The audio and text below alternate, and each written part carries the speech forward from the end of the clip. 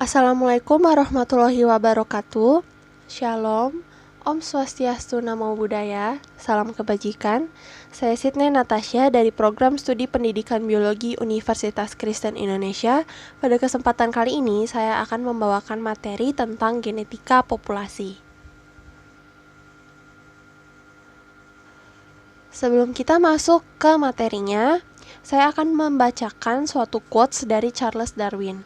Isinya adalah tentang bukan persoalan yang terkuat dari spesies atau yang terpintar di spesies yang dapat bertahan, tetapi individu yang mampu untuk berubah.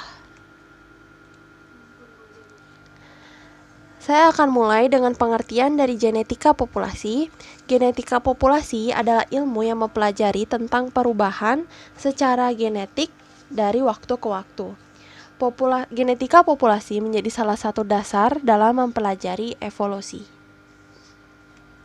Populasi dikatakan berevolusi ketika populasi sendiri adalah sekelompok individu lokal yang mampu kawin silang dan menghasilkan keturunan yang subur.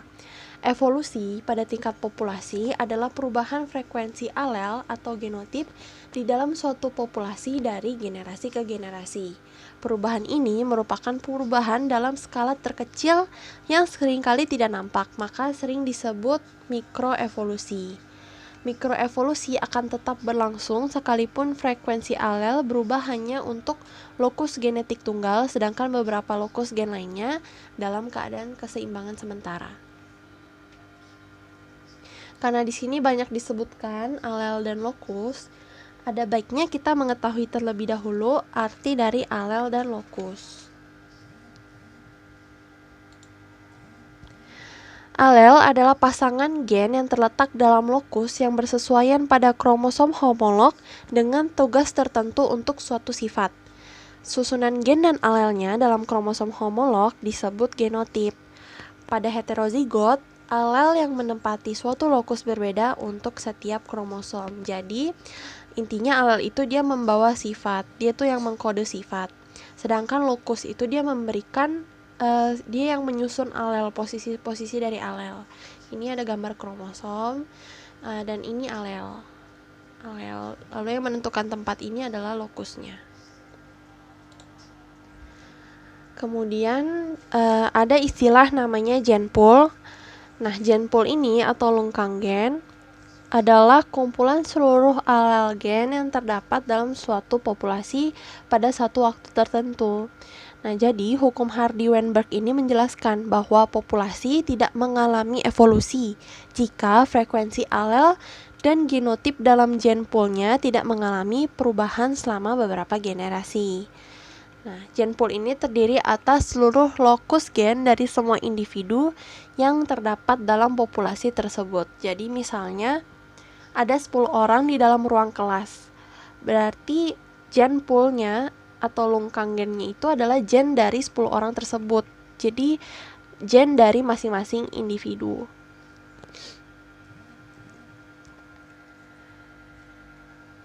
Kemudian ada mikroevolusi, seperti yang tadi kita bahas, ada yang namanya mikroevolusi.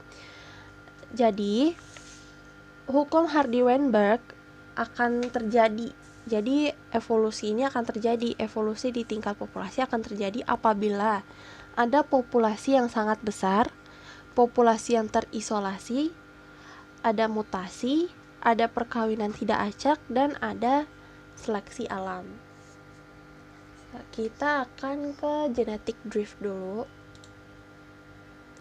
Oke, jadi genetic drift itu perubahan dalam gen pool yang menyebabkan frekuensi alel di dalam populasi tersebut mengalami perubahan. Jadi genetic drift ini akan dibagi menjadi dua. Yang pertama adalah the founder effect dan the bottleneck effect. Yang pertama ada the founder effect. Jadi alel yang awalnya jarang atau frekuensi kecil pada populasi awal dapat menjadi alel dengan frekuensi tertinggi pada populasi yang baru. Jadi kita lihat gambar yang di bawah. Di populasi yang pertama, di daerah yang pertama terdiri dari bunga-bunga yang berwarna-warni. Ada merah, ada kuning, biru, dan orange. Kemudian pada pada saat burungnya membawa, ceritanya burungnya membawa bibit bunga, serbuk bunganya ke daerah yang baru. Nah, di daerah ini akan didominasi oleh bunga yang berwarna kuning dan biru. Nah, ini yang namanya the founder effect. Jadi, awalnya itu daerah ini tuh kosong, belum ada sama sekali bunga yang seperti ini. Kemudian terbawa oleh angin, terbawa oleh binatang dan lain-lain, akhirnya mereka mendominasi tempat ini. Dan yang terbawa itu random sama burungnya. Jadi di cerita ini nih, ceritanya burungnya hanya membawa bunga yang kuning dan biru. Maka yang akan terjadi ini perkawinan yang terjadi ini antara bunga kuning dan bunga biru gitu. Jadi tidak ada bunga merah karena bunga merah tidak terbawa. Kemudian ada the bottleneck effect. Dia terjadi karena adanya perubahan lingkungan yang drastis sehingga mengurangi besarnya populasi. Nah, biasanya kejadiannya itu seperti kebakaran hutan, banjir, gempa bumi, dan sebagainya yang dapat menyebabkan penurunan populasi secara drastis. Nah, akibatnya individu yang selamat tidak lagi dapat mewariskan variasi genetik yang pernah ada, bahkan mungkin alel yang membawa sifat yang khas bisa hilang. Nah, jadi gene pool pada populasi baru mungkin tidak akan mencerminkan gene pool populasi lama. Bisa kita lihat nih di ilustrasinya. Jadi ada botol. Botol ini ceritanya lingkungan kita. Nah, di dalamnya ini populasi gene pool. Jadi ada kuning, ada biru, ada putih. Jadi ada orang-orang yang membawa atau individu yang membawa gen biru, gen putih, dan gen kuning. Pada saat ada perubahan secara drastis, nah ini kita bisa gambarkan sebagai bencana alam dan sebagainya. Pada saat ada pengurangan secara drastis, yang bisa bertahan hanyalah gen biru dan gen putih. Nah, gen kuningnya tidak dapat bertahan. Jadi sifat khas dari kuning ini bisa hilang karena karena ada bottleneck effect ini gitu. Jadi kita bisa lihat di sini yang bisa bertahan hanyalah biru dan putih. Nah, ini ilustrasinya lagi dari bottleneck. Jadi ini ada populasi, ada berbagai macam populasi. Kemudian ada penurunan secara drastis dari frekuensi yang ada. Akhirnya yang hanya bertahan hanyalah sifat orange dan sifat biru. Sifat putih dan sifat hijau tidak dapat bertahan karena adanya pengurangan frekuensi secara drastis. Kemudian kita ke gene flow. Nah, jadi gene flow ini dia menyebabkan fluktuasi gen atau fluktuasi alel dalam sebuah populasi. Dia dapat bertambah atau berkurang. Hal ini disebabkan oleh aliran genetik, pertukaran gametik karena migrasi dari individual antar populasi. Jadi kita bisa lihat pertama ada gen putih masuk, kemudian ada gen biru masuk, gen biru keluar. Nah, jadi peristiwa ini artinya di dalam suatu populasi mempunyai kemungkinan masuk atau hilangnya alel. Nah, akan dijelaskan di gambar ini nih. Ini merupakan sejarah demografik manusia. Jadi gene flow ini sama dengan konsep di mana manusia bermigrasi. Jadi misalkan untuk yang peranakan Cina yang nenek moyangnya Cina, mereka tuh menyebar ke seluruh dunia, ke berbagai macam penjuru dunia. Makanya jadi orang Asia itu ada di mana-mana gitu. Itu salah satu dari gene flow.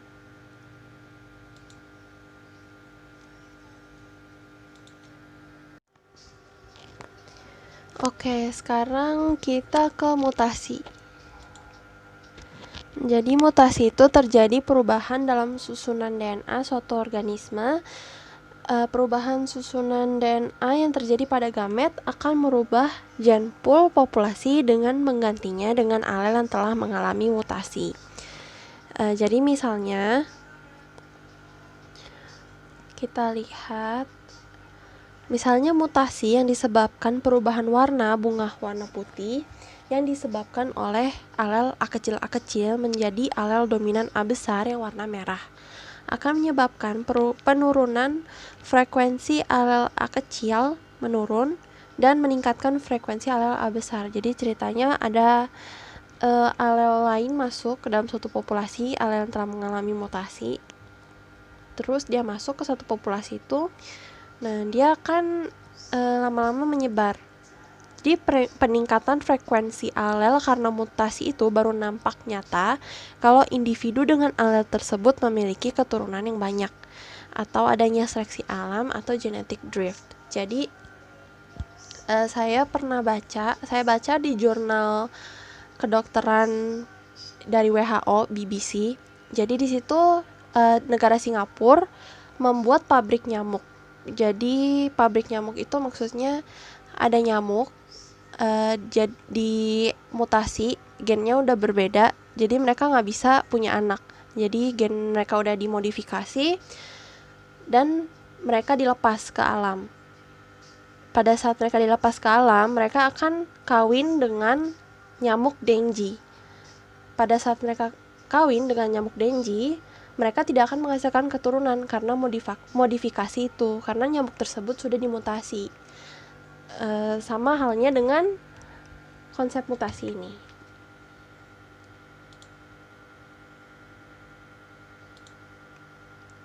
Kemudian ke sexual selection atau seleksi atau perkawinan tidak acak. Jadi bisa kita lihat perkawinan tidak acak ini maksudnya jadi ada betina dan jantan. Betina ini hanya mau menikah atau kawin dengan jantan kualitas terbaik, atau dia itu memilih, dia itu pilih-pilih, nggak kayak gini, nggak random mating, nggak random gitu kawinnya.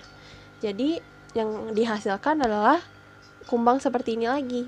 Jadi tidak memungkinkan adanya gen ini yang membawa gen ini, tapi hanya ada gen kumbang yang berwarna coklat karena betinanya hanya mau menikah dengan coklat gitu. Jadi tidak acak. Jadi betina cenderung memiliki jadi memilih-milih pasangan gitu.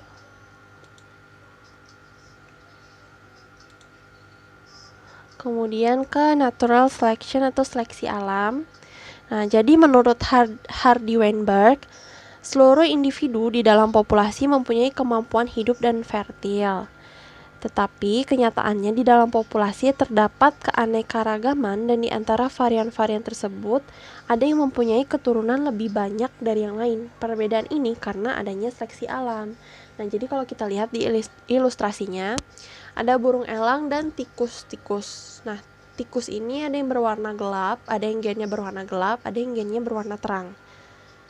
Kemudian lihat di gambar selanjutnya, elang-elang ini akan lebih mudah memakan yang tikus berwarna terang. Maka dari itu, tikus yang berwarna terang frekuensinya akan menurun, akan sedikit alelnya. Jadi kemudian reaksi dari gambar kedua ini, akhirnya tikus yang berwarna gelap akan meningkat jumlahnya dibanding tikus yang berwarna terang, karena tikus berwarna terang ini tidak mengalami perkawinan dan perkembangbiakan sebanyak tikus berwarna gelap. Ini namanya seleksi alam. Nah, kemudian ada makroevolusi. Jadi ada mikroevolusi dan makroevolusi. Nah, kalau makroevolusi ini dibagi menjadi 2, yaitu seleksi alam dan spesiasi.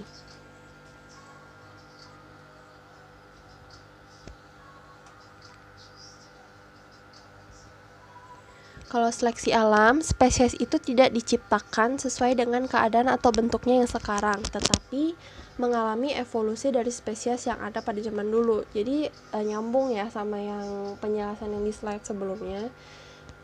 Jadi mungkin tikus itu dulunya ada yang berwarna terang, tapi karena adanya seleksi alam, jadi alel yang dia bawa, alel tubuh berwarna terang itu nggak ada sampai sekarang karena nggak mampu untuk bertahan di lingkungan.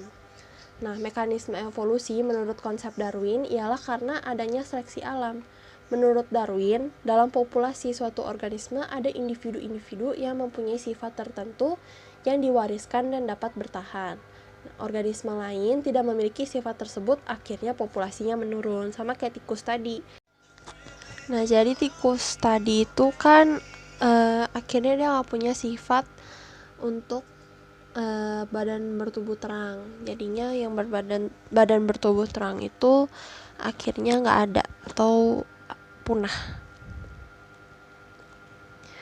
Kemudian ada spesiasi, jadi suatu populasi yang anggota-anggotanya itu memiliki kemampuan untuk saling mengawini satu sama lain di alam dan menghasilkan keturunan yang dapat hidup dan fertil jika kawin dengan spesies lain. Pada proses spesiasi terjadi tahapan-tahapan yang pada akhirnya akan membentuk spesies atau jenis yang sama.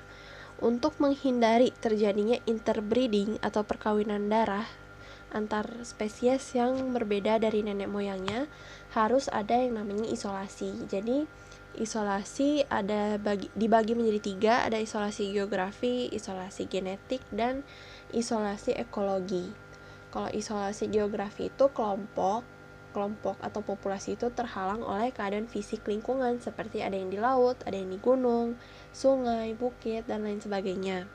Kalau isolasi genetik itu disebabkan oleh satu atau lebih mutasi yang dapat timbul sesudah atau terjadinya geologi dalam waktu yang lama. Jadi pada saat dia udah terpisah nih secara geografi, dia akan beradaptasi sendiri di lingkungannya masing-masing. Nah, kemudian untuk isolasi ekologi terjadi apabila 2 kelompok binatang hidup di daerah geografi yang sama tetapi menempati variabel yang berbeda. Nah, individu yang awalnya satu spesies karena adanya perubahan-perubahan dalam waktu yang lama dari generasi ke generasi dapat berubah menjadi spesies yang baru. Nah, ini dinamakan spesiasi.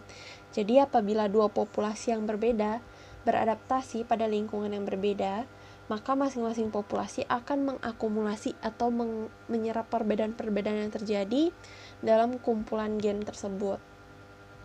Sama yang terjadi di isolasi geografi dan isolasi genetik. Jadi tuh populasi itu udah beradaptasi dengan kondisi geografinya, makanya spesiesnya akan berubah karena ada beberapa yang